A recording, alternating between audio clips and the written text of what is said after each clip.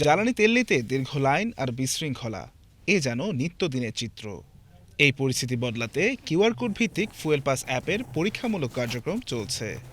রাজধানী তেজগাঁওয়ের trust feeling স্টেশনে অ্যাপের মাধ্যমে জ্বালানি বিতরণ চলছে। এর সঙ্গে আজ থেকে আসাদগেটে সোনার বাংলা ফিলিং স্টেশনেও শুরু হয়েছে এই কার্যক্রম। এখন কিউআর কোড স্ক্যান করেই গ্রাহকদের নির্ধারিত বরাদ্দ অনুযায়ী দেওয়া হচ্ছে তেল। ফলে অতিরিক্ত জ্বালানি নেওয়ার সুযোগ কমছে এবং পুরো প্রক্রিয়ায় শৃঙ্খলা আসছে।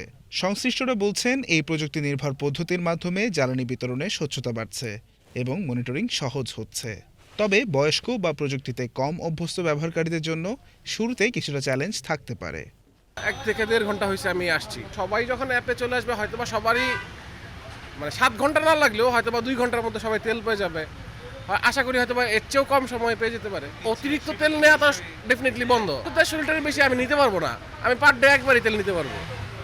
এই যে আপনি চাইলেই দিনে 2 বার 3 বার তেল নিতে পারবেন না, চাইলেই বাসায় নিয়ে তেল স্টোর করতে পারবেন না। উনি যেমন অ্যাপসে আসছেন, লাইন মাত্র উনি 1-1.5 ঘন্টা ওয়েট করছে, তা আমরা তো 8 ঘন্টা ওয়েট করছি। আগে যখন অ্যাপসে ইনস্টল করে আমি 1-1.5 ঘন্টা ওয়েট করে চলে আসতে পারতাম।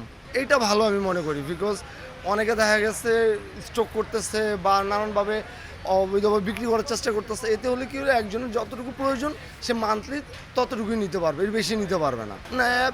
অ্যাপ ইজি আছে, জাস্ট আপনার বুঝতে হবে যে আপনার ঢাকা না ঢাকা মেট্রো কোনটা সিলেকশন করতে হবে। সিলেকশন করলে অটোমেটিক সে ভেরিফাই করে নেবে। আমি যখন কাছাকাছি আসলাম তখন ওই যে ব্যানারটা দেখলাম, ওখানে দেখাচ্ছে যে অ্যাপস দিয়ে আপনার এরকম করা যাবে, আমার ট্র্যাক রাখা যাবে। ইউজুয়ালি অ্যাপস না থাকে আমি 1000 টাকা তেল পাইতাম, এখন আমি 1200 টাকা তেল পাচ্ছি। তাহলে এটা অবশ্যই আমার জন্য সুবিধা হয়েছে। এদিকে জ্বালানি খাতে শৃঙ্খলা আনতে সারা দেশেই জোরদার করা হয়েছে তদারকি। জ্বালানি ও খনিজ সম্পদ বিভাগের তথ্য মতে গত 3 মার্চ থেকে 7 এপ্রিল পর্যন্ত অভিযানে অবৈধভাবে মজুতকৃত 4,69,042 লিটার জ্বালানি তেল উদ্ধার করা হয়েছে। এর মধ্যে 3,52,000 লিটারের বেশি ডিজেল, 36,000 লিটারের বেশি অকটেন এবং 80,000 লিটারের বেশি পেট্রোল রয়েছে। একই সময়ে 7,000-এর বেশি অভিযান চালিয়ে 3,000-এর বেশি মামলা দায়ের করা হয়েছে।